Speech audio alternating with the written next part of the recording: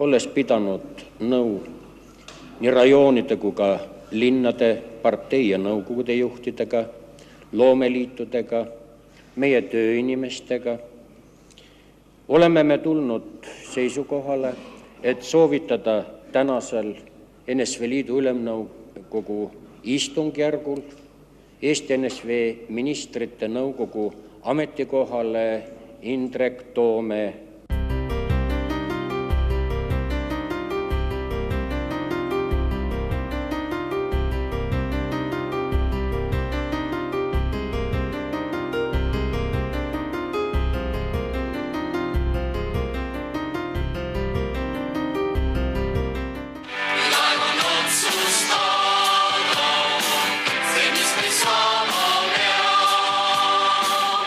Aasta 1988 tähistab Eestis hästi organiseeritud, rahumeelse ja avaliku vastupanu algust kommunistlikule režiimile.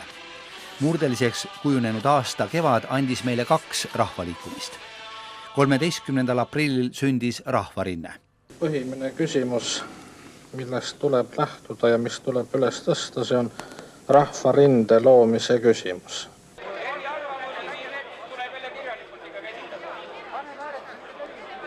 Me oleme siin siis Rahvarinde eesseisuse nimel ja toome meie Ülemnõukogule palve, et fikseeritaks Rahvarinne kui Eesti NSV poliitilise süsteemi osa. 28. mail moodustati Eesti Roheline Liikumine. Eesti Roheline Liikumine esitab Eesti NSV Ülemnõukogule kategoorilise nõudmise Eesti NSV ministrite nõukogu esimehe Bruno Sauli vabastamiseks oma ametikohalt. 1988. aasta kevad tähistab ka kursimuutust Moskvas. Kremlis hakati valmistuma 19. parteikonverentsiks. Sellega seoses hakkas mai lõpul, juuni algul Rahvarinne organiseerima esimest suurt rahvakogunemist Lauluväljakul. Seal kavatseti Eesti delegatsiooni liikmetele kaasa anda juba poliitilise sisuga nõudmised. Suur üritus oli kavandatud 17. juunile.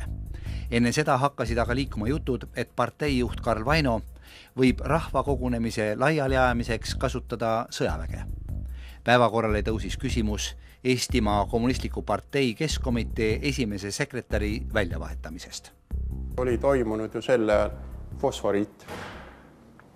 See vast oli kõige esimene üldse, mis siin sel ajal Eestis toimus, et ka kooliõpilised tulid välja sellega, fosforiidi lahing, või me nimetasime fosforiidi sõda. Siis oli toimunud juba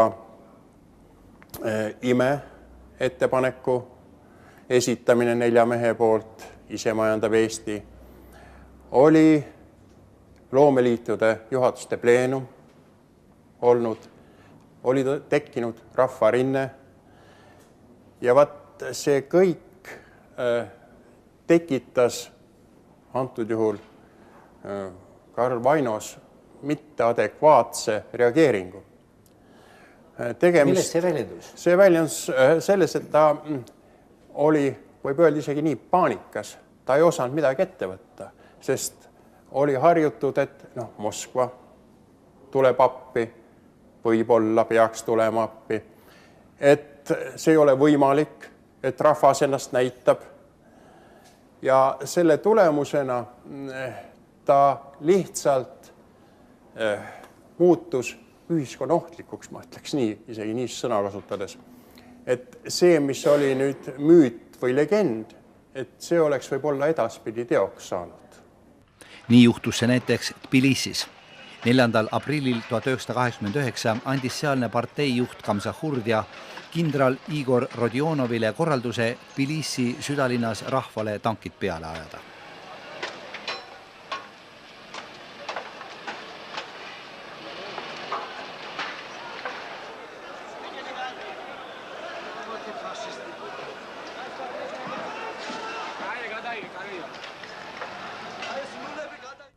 N. Arno Sillari, Indrek Toome ja mõned teised Eesti kompartei tipus olnud inimesed tunnetasid, et füüsiliste kokkupõrgete ja tänavalahingute vältimiseks tuleb Karl Vaino asendada kiiresti kellegi teisega. kuid kellega ja kuidas seda kõike teha, pealegi veel esmakordselt Nõukogude Liidus.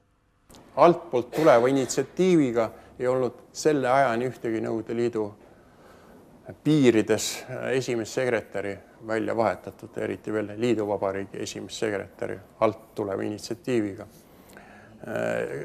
Kuid protseduur ise hakkas peale lähemate kolleegidega aruteludes. Nendes oli siis täna kindlalt Indrek Toome, kes tol ajal oli ideoloogiasekretär, oli Tallinna Nõukogude esimene sekretär, Ain Soidla, kes töötas ka keskkomitees oli töötanud ja vaat need lähemad kaasvõitlejad tollased. No ma ütleksin see eestimeelne osa komparteist. Et sealt hakkas idee kooruma. Ja tõesti, kes võiks?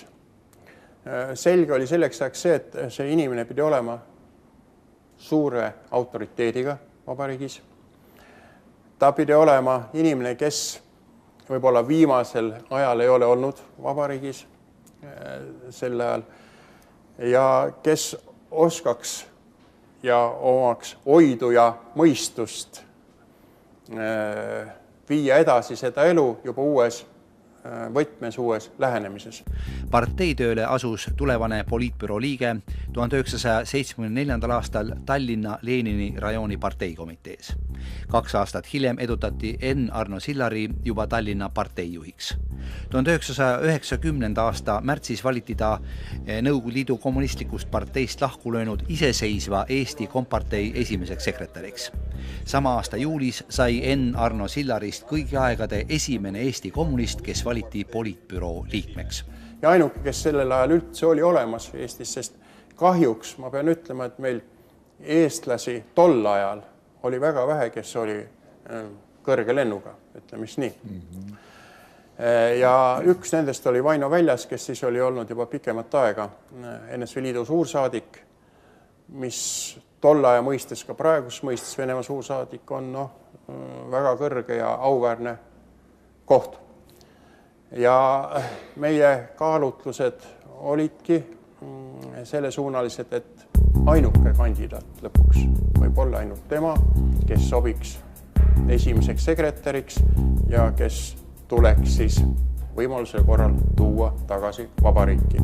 28. märtsil 57-aastaseks saanud Vaino Väljas oli lõpetanud Tartu Riikliku Ülikooli ajaloo osakonna.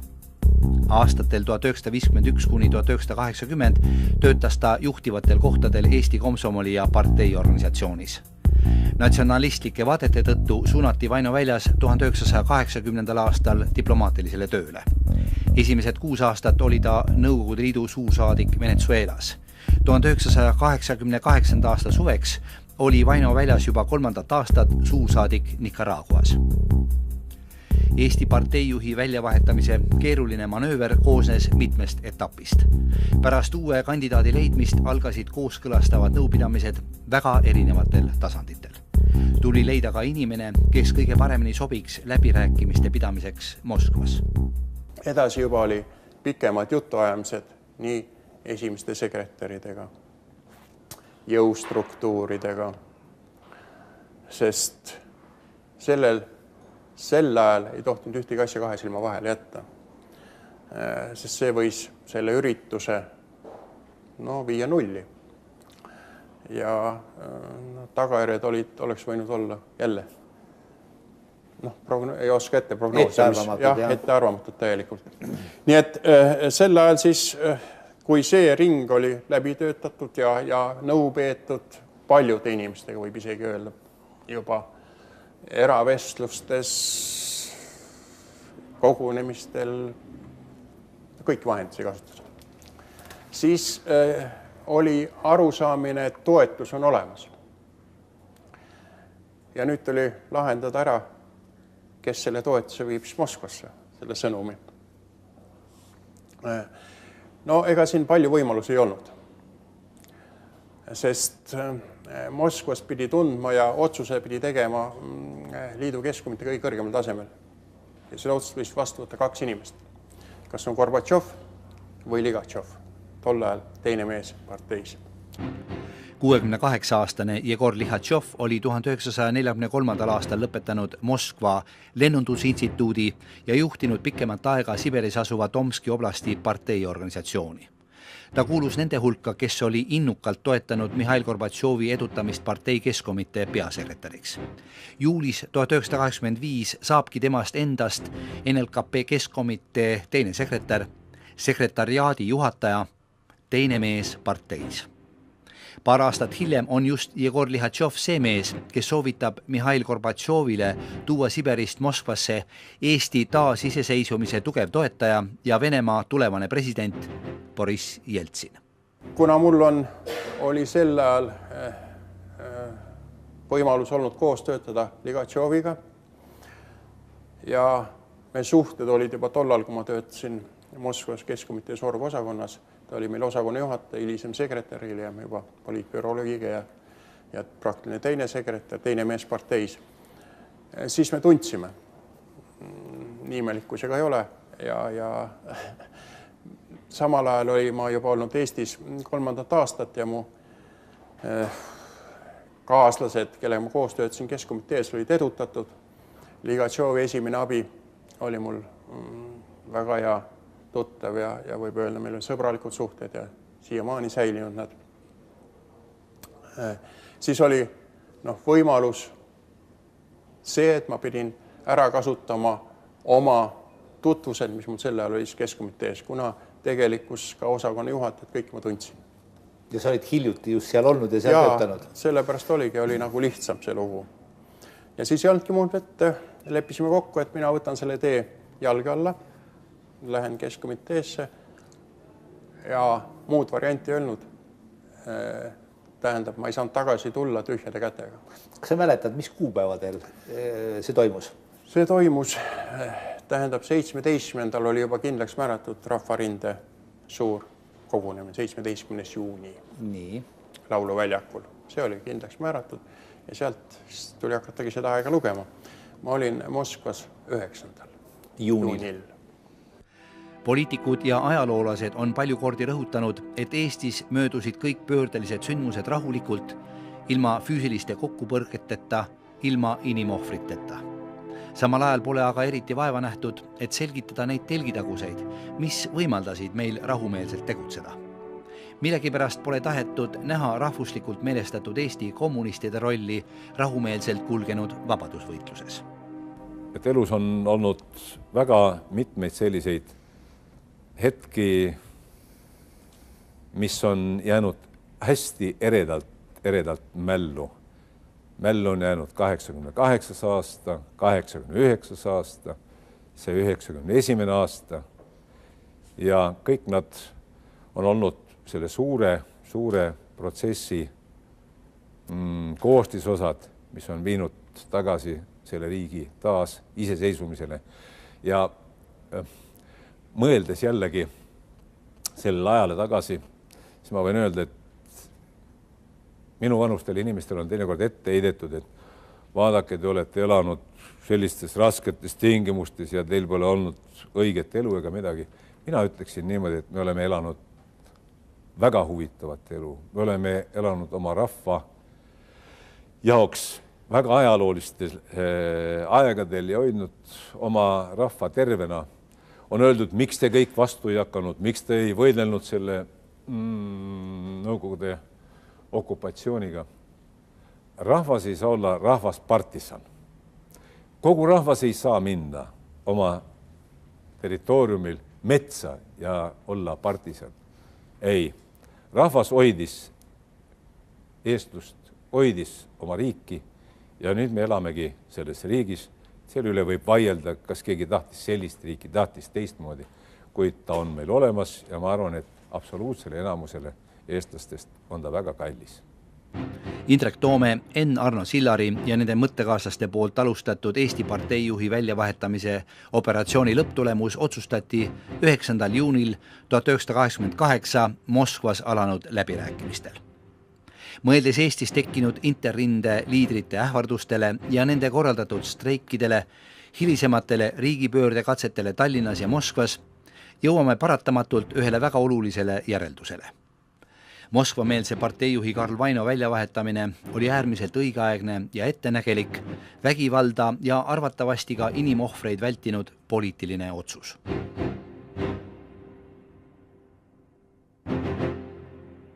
Eesti koos teiste Balti riikidega sai enneolematu tähelepanu osaliseks nimelt selles osas. Võeti vastu tavatud dokument, poliitbüroo läkitus olukorrast Balti riikides. See oli täpselt sama, mida me võiksime diplomaatilises ja sõjalis-diplomaatilises plaanis nimetada kui otseseks ähvarduseks. See oli üks, mismoodi reageeriti. 28. augustil 1989 avaldati ajalehe Pravda esiküljel Nõukogude Liidu Kommunistliku Partei Keskkomitee avaldus pealkirjaga Olukorrast Nõukogude Baltikumis. Selles kurja kuulutavas avalduses öeldakse: Baltikumi rahvaid ähvardab tõsine hädaoht. Inimesed peavad teadma, missuguse kuristiku servale tõukavad neid natsionalistlikud liidrid. Kui neil õnnestuks saavutada oma eesmärk, võiksid tagajärjed nende rahvaste jaoks olla katastroofilised. Küsitavaks võiks muutuda isegi nende rahvaste ellujäämine. Kuid see sõnum andis ka meie vastasjõududele, mida sa juba nimetasid, interrinde ja nendega kaasa minevatele, et võitlus tuleb viia teisele tasandile. Ja neid tasandeid oli mitu. Esiteks, 89. aasta suvi ja kavandatud üldstreik, mis oleks halvanud vabariigi majanduse. Ja see käivitus ju osaliselt. Teiseks, kraanide kinnikeeramine. Oli täiesti selge, et Eesti põllumajandus suures osas ka meie karjakasvatus olenes sisseveetavast ja sissetoodavast loomasöödast ja teraviljast. Ka need kraanid keerati kinni. Kütusetarned. Seda loetelu võiks kaugelt veel rohkem jätkata. Nii et need olid juba sellised kõige suuremad otsesed ohuallikad. Ja ometi tulime me ka sellest raskest situatsioonist välja. Ja 88 suvisügis ja 89 jõudsin ma käia kõigis linnades ja rajoonides. Neid kohtumisi oli ääretult palju. Ka sellistes kohtades, mis oleksid võinud ja pidanud kujunema äärmiselt raskeks, nagu Kreenholm, Sillamäe, Kohtla-Järve, Jõhvi.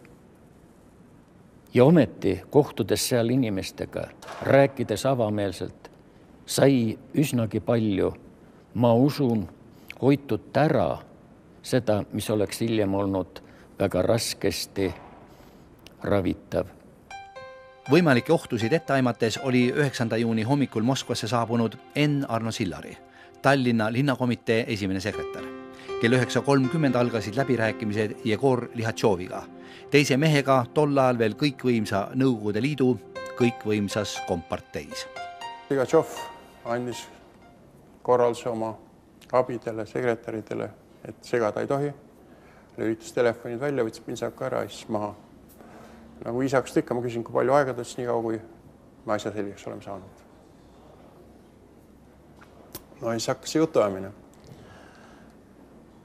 Vestlus oli tund aega kestnud, siis ma vaatasin, et vist olen me ravennud juba, sest ta läks telefoni juurde, andis orgosakonnale korralduse moodustada brigaad, kes tuleb vabariiki ette valmistama pinda ja ühtlasi ka veel vestlema inimestega. See tähendab pinna ettevalmistamist selleks, et küsimus oli, keda panna esimeseks sekretäriks. Ja nagu selgus oli, temal oli Vaino väljas oli vastuvõetav ja pakuti, kõigepealt oli muidugi, ta pakkus viisakust ilmselt, ma usun, minule seda kohta. Ma ütlesin, et ma ei sobi selle koha peale üldse, mille peal läks suure häälega naerma ja siis ütles, et aga toome. Ma ütlesin, et toome ütles ta ka, et nagu ei tahaks või ei hakkaks. Ja siis jäi Vaino Väljas. Vaino Väljas oli Eesti jaoks arvatavasti võimalikest valikutest parim. Peasekretär Mihhail Gorbatšov ja Vaino Väljas tundsid üksteist juba õige pikka aega. Nende läbikäimine oli saanud alguse 1950. aastate lõpul. Vaino Väljas juhtis siis Eesti komsomoli, Mihhail Gorbatšov oli aga Lõuna-Venemaa Stavropoli Krai komsomoli organisatsiooni esimene sekretär. Liiduvabariigi suveräänsuse ja isemäänamise ideele toetuse otsimisel, MRP salaprotokollide tühistamisele tee sillutamisel osutusid Gorbatšovi ja Väljase suhted korduvalt üsnagi oluliseks. Helistas Gorbatšov sel ajal, sest ta oli ilmselt ette kandnud Gorbatšovile, et jutuajamine on Eestist, olen mina kohal. Suurest ta teadis, et praegu on niisugune ettepanek on jõus või tähendab, et Vaino Väljast pakutakse. Mis Gorbatšov vastus ma muidugi ei tea, kuid ma tean, et pärast seda ta läks veel kohe, me vist vestsime veel tunde, aga peale seda läks kohe Gorbatšov, ta ütles, ma lähen kohe sinna, kannan ette sellest, mida sa rääkisid ja mis pakkumised on ja ma tean, et samal päeval ilmselt läks juba Välisministeeriumist juba läksid telegrammid teele, et Vaino Väljast tagasi kutsuda ja ta pidi ka puhkusele tulema. See, mis Vaino Väljast Eesti sees ootas, puhkusele eriti ei sarnanenud. EKP Keskkomitee esimeseks sekretäriks nimetati endine Nõukogude Liidu suursaadik 16. juunil 1988. Ja juba järgmisel päeval täitus Rahvarinde kutsel lauluväljak esimest korda suure kõnekoosoleku ja hinge kosutava koorilaulu kuulamiseks. Nii saadeti teele 19. parteikonverentsile sõitva Eesti delegatsiooni liikmeid. Meie oleme rahvas. Meid võib armastada, meid võib karta ja meid võib veata, aga meiega peab arvestama. Meil on ees veel väga pikk tee, väga raske tee. Meil on ees palju riski, meil on vaja säilitada meelekindlus, töötahe ja kokkuhoidmine. Rahva tahtel, rahva nõudel on Eestimaal nüüd uus partei liider.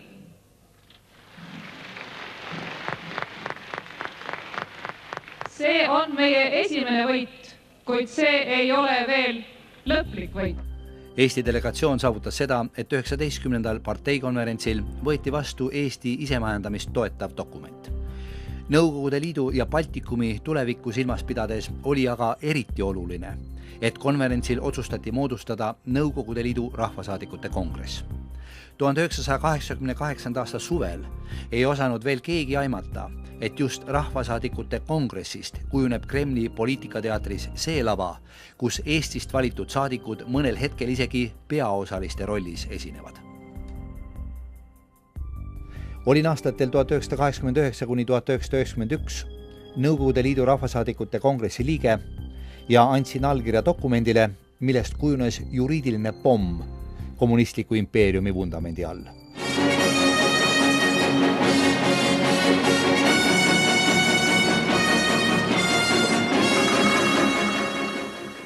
Добрый вечер. Здравствуйте, товарищи. Сегодня в Москве продолжил работу съезд народных депутатов СССР. 1. juunil 1989 moodustati akadeemik Endel Lippmaa ettepanekul Nõukogude Liidu rahvasaadikute kongressil komisjon, mis pidi andma hinnangu Molotovi-Ribbentropi paktile ja selle salaprotokollidele. Ja siin on endiselt sees väga oluline punkt. Признает протоколы юридически несостоятельными и недействительными с момента их подписания. See on otsustava tähtsusega osa. Михаил Сергеевич Горбачев поддержал предложение о создании комиссии по оценке этого договора. Съезд поддержал предложение о создании комиссии и поручил депутатам Республик Прибалтики и Президиуму внести предложение по ее составу. 1988. aasta sügiseks oli Eestis toimunud hädavajalik võimuvahetus. Vaino Väljase nimetamine uueks parteijuhiks tähendas muuhulgas ka seda, et Keskkomitees hakati rääkima eesti keelt. Indrek Toome nimetamine valitsusjuhiks tähendas aga, et algas isemajandava Eesti kontseptsiooni intensiivne läbitöötamine. 16. novembri põhisündmuseks kujunes aga siiski Eesti suveräänsusdeklaratsiooni vastuvõtmine. Selle ajalugu teinud dokumendi idee ja algteksti üks autoreid on õigusteaduste doktor Igor Gräzin. Kivikene, mis veerema hakkas, oli tegelikult see 4 mehe ettepanek ime ja oli täiesti selge, et see idee Eesti üleviimise kohta täielikul isemajandamisele, kõik rahaliste vahendite kontsentreerimine Tallinnasse ja alles siis üleandmine Moskvale, eeldas seda, et Eestis peab olema kontroll kogu oma territooriumi üle. Ja suveräänsus oleks olnud siis ime juriidiline ekvivalent. Ja teine, mis oli natuke pikaaegsem protsess, aga siis ma ei mõelnud sellest nii väga täpselt, aga need asjad nagu jooksid kokku, oli muidugi kogu see Panda telesari ja tegelikult kogu see fosforiidisõda.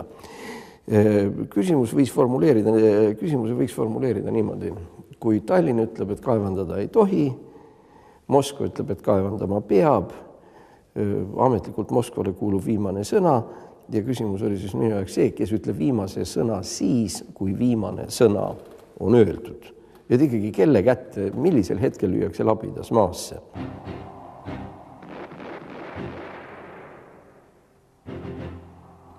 See oli tõepoolest küsimuste küsimus. Kõik mastaapsed looduse ümberkujundamise projektid lõppesid Nõukogude Liidus peaaegu eranditult ühel moel. Ulatusliku katastroofiga, mille ohvriteks olid nii loodus kui ka inimesed. Looduskatastroofide vältimiseks ja oma riikluse taastamiseks Eestis kasutati oskuslikult ära ka Nõukogude Liidu põhiseadusesse sisse kirjutatud vastuolu. Nõukogude Liidu põhiseadus oli sees üks vastuolu ja see vastuolu oli 2 paragrahvi vahel. Ma vaatan, ma ei oskagi öelda, mis nad olid, aga nojah, ühesõnaga oli vastuolu 2 paragrahvi vahel, mis seisnes lühidalt öeldes selles, et ühes põhiseaduse paragrahvis öeldi niimoodi, Liidu Vabariik on suveräänne riik NSV Liidu koosseisus ja teises paragrahvis öeldi, et Liidu Vabariigi kompetentsi kuulub see, liidulis-vabariikliku kuulub too ja Moskvale kuulub too. Kusjuures need kompetentsid olid nagu ära jagatud ja võt nüüd ongi küsimus. Kui mõista suveräänsust nii, nagu ma olin enne seda 10 või 15 aastat üliõpilastele õpetades poliitilise mõtteajalugu ja juriidilise mõtlemise ajalugu, siis seal on olnud üks klassik, üks prantsuse autor Jean Baudin, kes ütles, suveräänsus on kõige kõrgem ehk kõrgeim võim oma territooriumi üle. Ja nüüd on siis 2 varianti. Kas Eestile kuulub kogu võim Eesti territooriumi üle, nagu lubab üks paragrahv, või siis on see ära jagatud kompetents, ütleme nagu Tšehhi ülema ja brigadiri vahel, nii et osa meile, osa tänna, aga siis ei ole see enam suveräänne riik. Teiste sõnadega NSV Liidu konstitutsioon 3 leheküljel tekitas seesmise vastuolu ja nüüd oli vaja see hea võimalus, eks ole, kui on vastuolu, siis on 2 lahendust ja oli võimalik Eestile kasulik lahendus. Võt see oligi tegelikult väga range teoreetiline motiiv tol moment.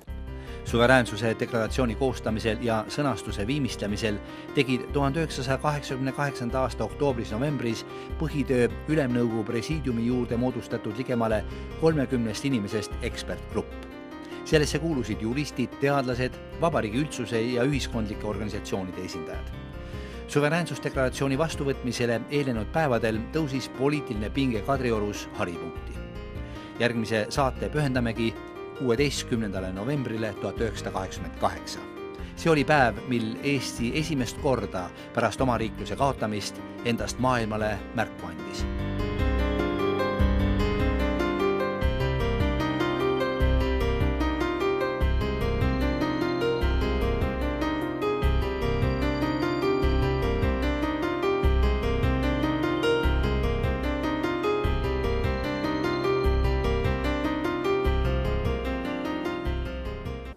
Leppisime kokku, et mina võtan selle tee jalge alla, lähen Keskkomiteesse ja muud varianti öelnud. Tähendab, ma ei saanud tagasi tulla tühjade kätega. Kas sa mäletad, mis kuupäevadel see toimus? See toimus, tähendab, 17. oli juba kindlaks määratud Rahvarinde suur kogunemine, 17. juuni Lauluväljakul. See oli kindlaks määratud ja sealt tuli hakatagi seda aega lugema. Ma olin Moskvas 9. juunil. Poliitikud ja ajaloolased on palju kordi rõhutanud, et Eestis möödusid kõik pöördelised sündmused rahulikult, ilma füüsiliste kokkupõrketeta, ilma inimohvriteta. Samal ajal pole aga eriti vaeva nähtud, et selgitada neid telgitaguseid, mis võimaldasid meil rahumeelselt tegutseda. Millegipärast pole tahetud näha rahvuslikult meelestatud Eesti kommunistide rolli rahumeelselt kulgenud vabadusvõitluses. Et elus on olnud väga mitmeid selliseid hetki, mis on jäänud hästi eredalt mällu. Mällu on jäänud 88. aasta, 89. aasta, see 91. aasta ja kõik nad on olnud selle suure protsessi koostisosad, mis on viinud tagasi selle riigi taas iseseisvumisele ja mõeldes jällegi sellele ajale tagasi, siis ma võin öelda, et minu vanustel inimestel on teinekord ette heidetud, et vaadake, te olete elanud sellistes rasketes tingimustes ja teil pole olnud õiget elu ega midagi. Mina ütleksin niimoodi, et me oleme elanud väga huvitavat elu. Me oleme elanud oma rahva jaoks väga ajaloolistel aegadel ja hoidnud oma rahva tervena.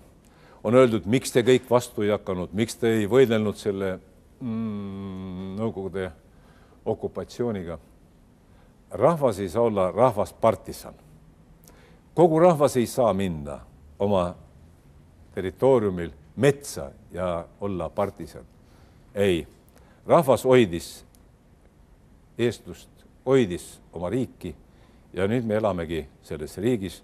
Selle üle võib vaielda, kas keegi tahtis sellist riiki, tahtis teistmoodi, kuid ta on meil olemas ja ma arvan, et absoluutsele enamusele eestlastest on ta väga kallis. Indrek Toome, Enn Arno Sillari ja nende mõttekaaslaste poolt alustatud Eesti parteijuhi väljavahetamise operatsiooni lõpptulemus otsustati 9. juunil 1988 Moskvas alanud läbirääkimistel. Mõeldes Eestis tekkinud interrinde liidrite ähvardustele ja nende korraldatud streik. No siis hakkas jutuamine.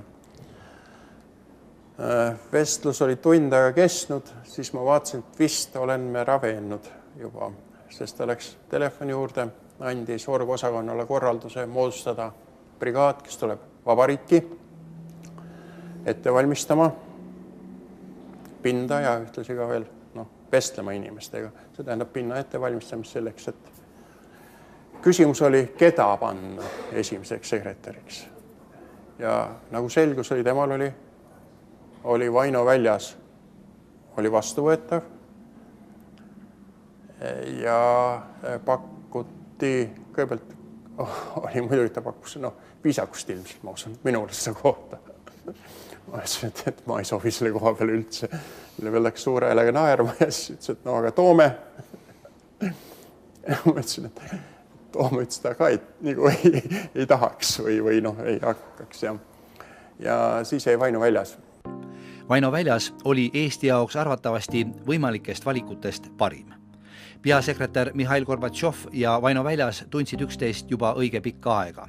Nende läbikäimine oli saanud alguse 1950. aastate lõpul.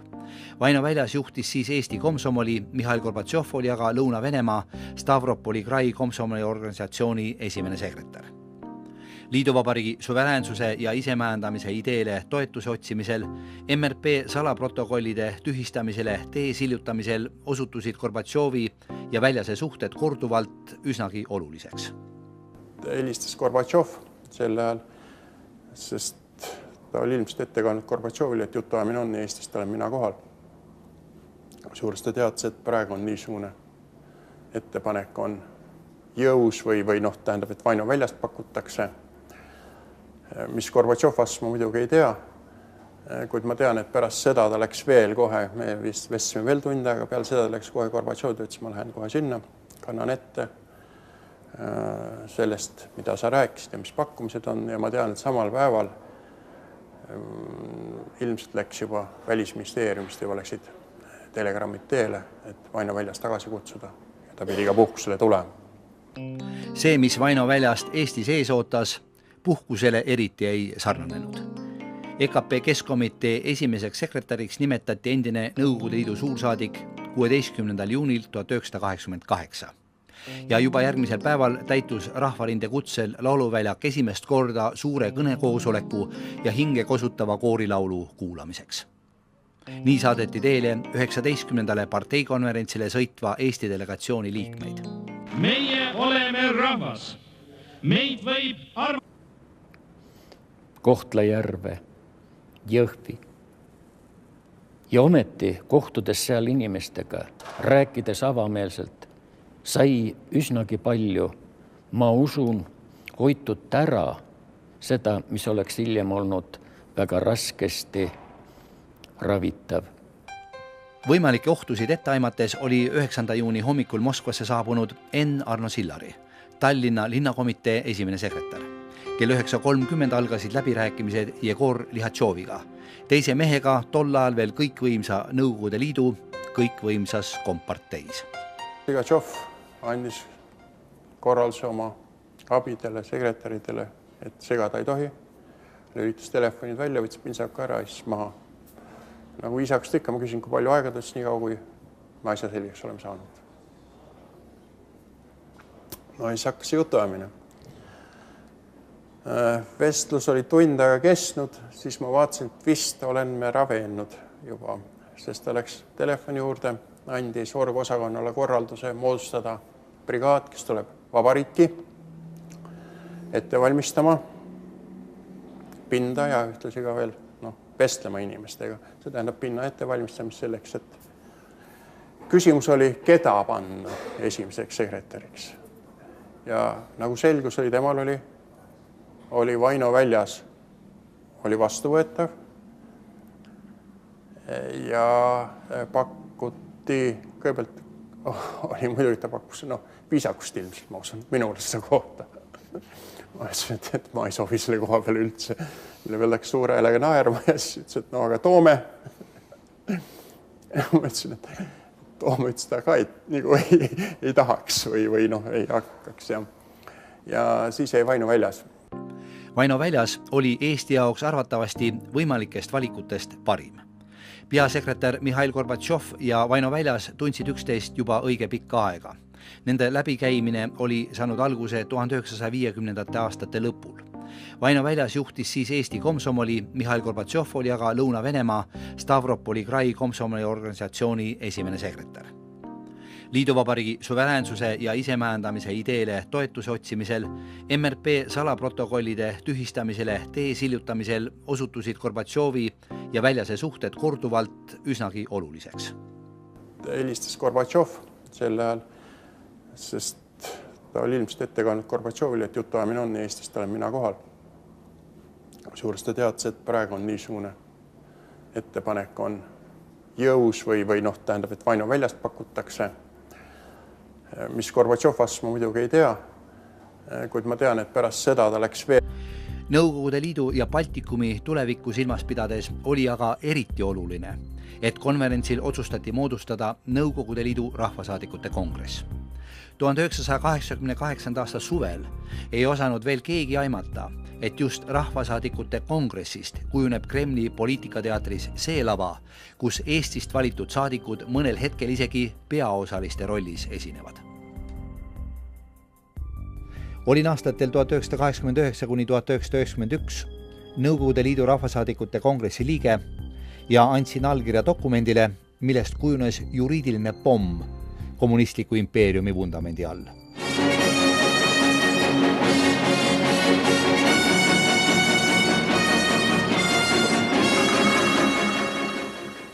Добрый вечер. Здравствуйте, товарищи. Сегодня в Москве продолжил работу съезд народных депутатов СССР.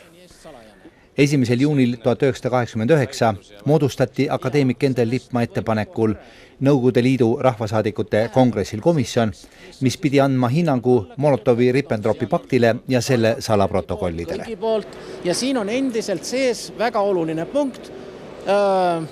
Признает протоколы юридически несостоятельными и недействительными с момента их подписания. See on otsustava tähtsusega osa. Михаил Сергеевич Горбачев поддержал предложение о создании комиссии по оценке этого договора. Съезд поддержал предложение о создании комиссии и поручил депутатам республик Прибалтики и Президиуму внести предложение по ее составу. 1988. aasta sügiseks oli Eestis toimunud hädavajalik võimuvahetus. Vaino Väljase nimetamine uueks parteijuhiks tähendas muuhulgas ka seda, et Keskkomitees hakati rääkima eesti keelt. Indrek Toome nimetamine valitsusjuhiks tähendas aga, et algas isemajandava Eesti kontseptsiooni intensiivne läbitöötamine. 16. novembri põhisündmuseks kujunes aga siiski Eesti suveräänsusdeklaratsiooni vastuvõtmine. Selle ajalugu teinud dokumendi idee ja algteksti üks autoreid on õigusteaduste doktor Igor Gräzin. Kivikene, mis veerema hakkas, oli tegelikult see 4 mehe ettepanek ime ja oli täiesti selge, et see idee Eesti üleviimise kohta täielikul isemajandamisele, kõik rahaliste vahendite kontsentreerimine Tallinnasse ja alles siis üleandmine Moskvale, eeldas seda, et Eestis peab olema kontroll kogu oma territooriumi üle. Ja suveräänsus oleks olnud siis ime juriidiline ekvivalent. Ja teine, mis oli natuke pikaaegsem protsess, aga siis ma ei mõelnud sellest nii väga täpselt, aga need asjad nagu jooksid kokku, oli muidugi kogu see Panda telesari ja tegelikult kogu see fosforiidi sõda. Küsimuse võiks formuleerida niimoodi. Kui Tallinn ütleb, et kaevandada ei tohi, Moskva ütleb, et kaevandama. Oli harjutud, et Moskva tuleb appi, võib-olla peaks tulema appi, et see ei ole võimalik, et rahvas ennast näitab. Ja selle tulemusena ta lihtsalt muutus ühiskonna ohtlikuks, ma ütleks nii, isegi nii sõna kasutades. Et see, mis oli nüüd müüt või legend, et see oleks võib-olla edaspidi teoks saanud. Nii juhtus see näiteks Tbilisis. 4. aprillil 1989 andis sealne parteijuht Kamsahurdja kindral Igor Rodionovile korralduse Tbilisi südalinnas rahvale tankid peale ajada.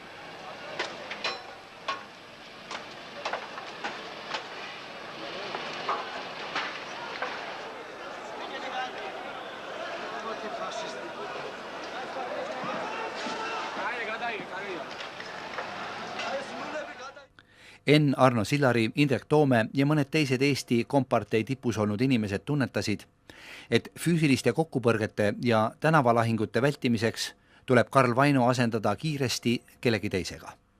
Kuid kellega ja kuidas seda kõike teha, pealegi veel esmakordselt Nõukogude Liidus.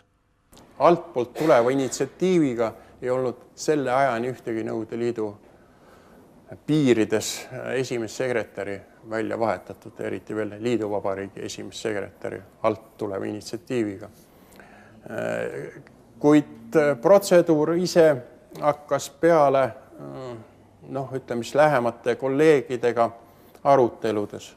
Nendes oli siis täna kindlalt Indrek Toome, kes tol ajal oli ideoloogiasekretär, oli Tallinna Linnakomitee esimene sekretär, Ain Soidla, kes töötas ka Keskkomitees oli töötanud ja vaat need lähemad kaasvõitlejad tollased. No ma ütleksin see eestimeelne osa komparteist. Et sealt hakkas idee kooruma. Ja tõesti, kes võiks? Selge oli selleks ajaks see, et see inimene pidi olema suure autoriteediga vabariigis. Ta pidi olema inimene, kes võib-olla viimasel ajal ei ole olnud vabariigis sel ajal ja kes oskaks ja omaks oidu ja mõistust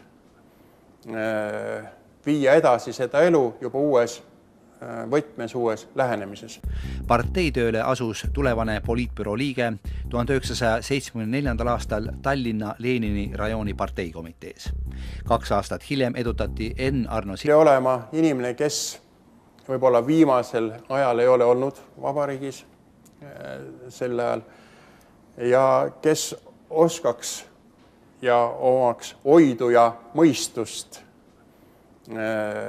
viia edasi seda elu juba uues võtmes uues lähenemises. Parteitööle asus tulevane poliitbüroo liige 1974. aastal Tallinna Lenini rajooni parteikomitees. 2 aastat hiljem edutati N. Arno Sillari juba Tallinna parteijuhiks.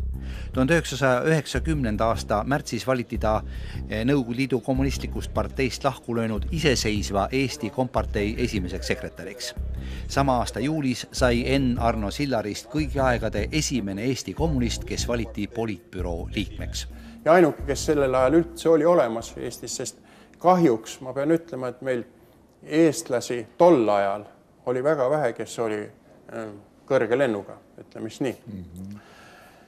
Ja üks nendest oli Vaino Väljas, kes siis oli olnud juba pikemat aega NSV Liidu suursaadik, mis tol aja mõistes ka praegus mõistes Venemaa suursaadik on väga kõrge ja auväärne koht.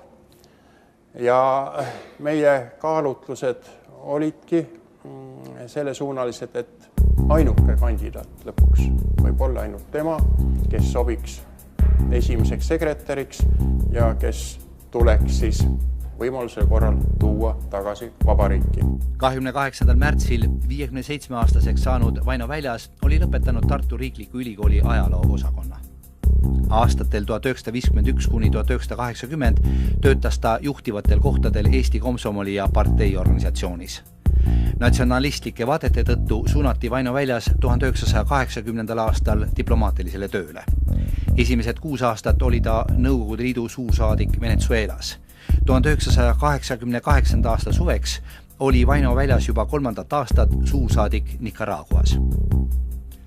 Eesti parteijuhi väljavahetamise keeruline manööver koosnes mitmest etapist. Pärast uue kandidaadi leidmist algasid kooskõlastavad nõupidamised väga erinevatel tasanditel. Tuli leida ka inimene, kes kõige paremini sobiks läbirääkimiste pidamiseks Moskvas. Edasi juba oli pikemad jutuajamised nii esimeste sekretäridega, jõustruktuuridega, sest sel ajal ei tohtinud ühtegi asja 2 silma vahele jätta, sest see võis selle ürituse viia nulli. Ja tagajärjed oleks võinud olla jälle. Ei oska ette prognoosia, ette arvamatud täielikult. Nii et sel ajal, ja siis ei olnudki muud, et leppisime kokku, et mina võtan selle tee jalge alla, lähen keskkomiteesse ja muud varianti öelnud. Tähendab, ma ei saanud tagasi tulla tühjade kätega. Kas sa mäletad, mis kuupäevadel see toimus? See toimus, tähendab, 17. oli juba kindlaks määratud Rahvarinde suur kogunemine, 17. juuni lauluväljakul. See oli kindlaks määratud ja sealt tuli hakatagi seda aega lugema. Ma olin Moskvas 9. juunil. Poliitikud ja ajaloolased on palju kordi rõhutanud, et Eestis möödusid kõik pöördelised sündmused rahulikult, ilma füüsiliste kokkupõrketeta, ilma inimohvriteta. Samal ajal pole aga eriti vaeva nähtud, et selgitada neid telgitaguseid, mis võimaldasid meil rahumeelselt tegutseda. Millegipärast pole tahetud näha rahvuslikult meelestatud Eesti kommunistide rolli rahumeelselt kulgenud vabadusvõitluses. Et elus on olnud väga mitmeid selliseid hetki, mis on jäänud hästi eredalt mällu. Mällu on jäänud 88. aasta, 89. aasta, see 91. aasta ja kõik nad on olnud selle suure protsessi koostisosad, mis on viinud tagasi selle riigi taas iseseisvumisele ja mõeldes jällegi sellele ajale tagasi, siis ma võin öelda, et minu vanustel inimestel on teinekord ette heidetud, et vaadake, te olete elanud sellistes rasketes tingimustes ja teil pole olnud õiget elu ega midagi. Mina ütleksin niimoodi, et me oleme elanud väga huvitavat elu. Me oleme elanud oma rahva jaoks väga ajaloolistel aegadel ja hoidnud oma rahva tervena. On öeldud, miks te kõik vastu ei hakanud, miks te ei võidelnud selle Nõukogude okupatsiooniga. Rahvas ei saa olla rahvas partisan. Kogu rahvas ei saa minna oma territooriumil metsa ja olla partisan. Ei, rahvas hoidis eestlust, hoidis oma riiki ja nüüd me elamegi selles riigis. Selle üle võib vaielda, kas keegi tahtis sellist riiki, tahtis teistmoodi, kuid ta on meil olemas ja ma arvan, et absoluutsele enamusele eestlastest on ta väga kallis.